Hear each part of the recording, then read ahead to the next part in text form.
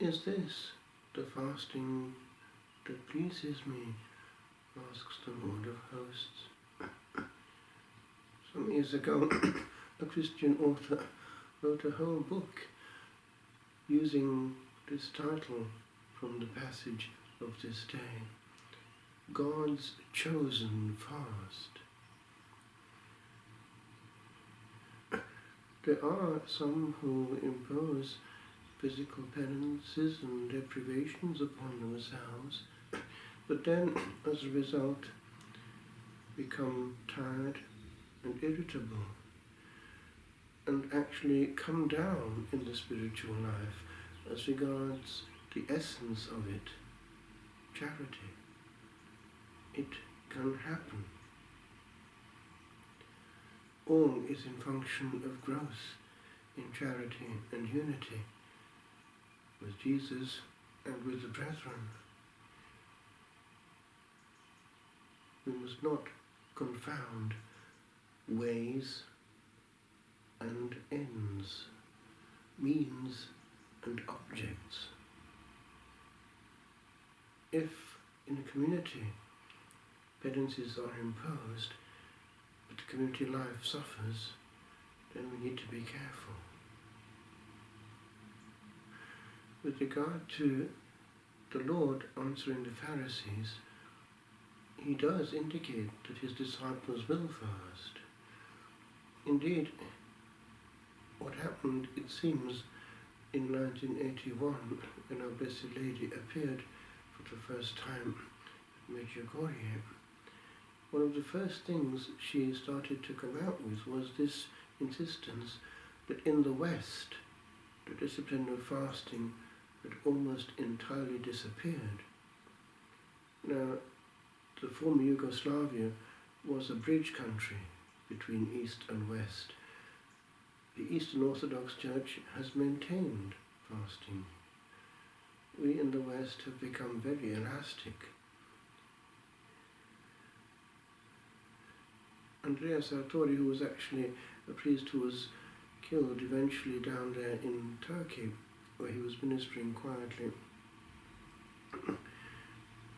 was commenting on the way that Ramadan was being kept in that Islamic country, and he concludes, what has become of our Lent? In the strictly monastic regime, there is a big difference actually between Lent, the big fast, and the rest of the year. And therefore, when Easter comes, the joy is felt and expressed on every level. I recall how, as we were going in the car to the Chrism Mass one year in Italy, Pierre Dominique, who was driving, did say this: j'ai presque envie de rester en carême. I have nearly the desire to remain in Lent, because he had found it hugely beneficial spiritually, the emptying of the being. No liquids which in any way would excite. It was always calm inside when empty and hungry. And that is something which is linked with the spiritual directly. For when we are full, we are more dull.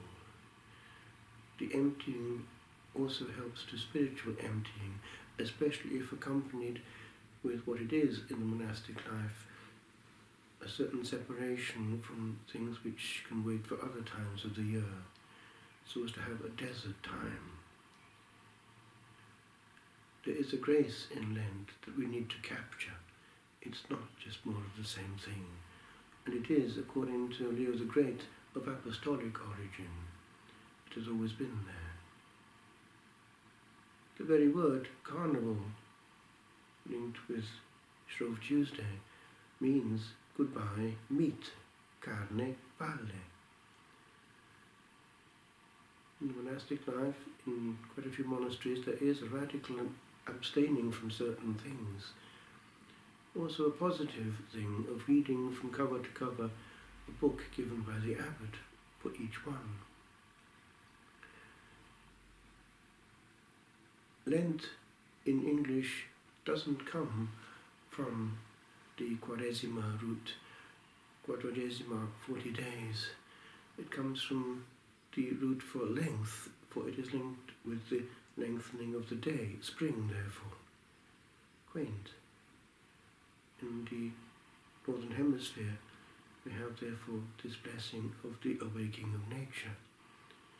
But it is important to enter quietly into the grace of this sacred season, to empty ourselves especially of what contaminates our soul, noise and messages, words and exteriority, so as to capture and listen and wait.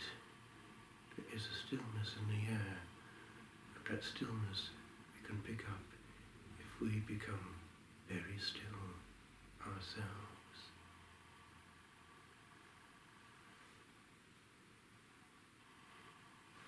O tree of life, my Saviour's cross, repair the tree of Eden's loss. Stretch forth thine arms, O mankind, that wandering Adam shade may find. Victorious tree, triumphant tree, the universe lies under thee. Unmoved thou standest for the world, unrocked as this small globe is walled.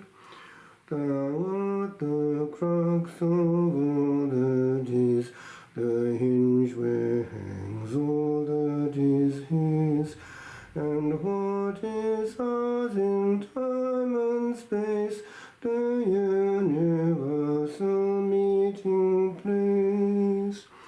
Thou pointest upward to the skies, thou pointest to where Satan lies.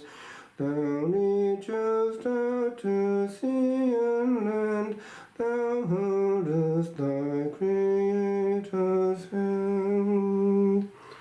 O Gibber, thou shalt judge the world, the echo of thy final word shall sound resound from end to end of space that doth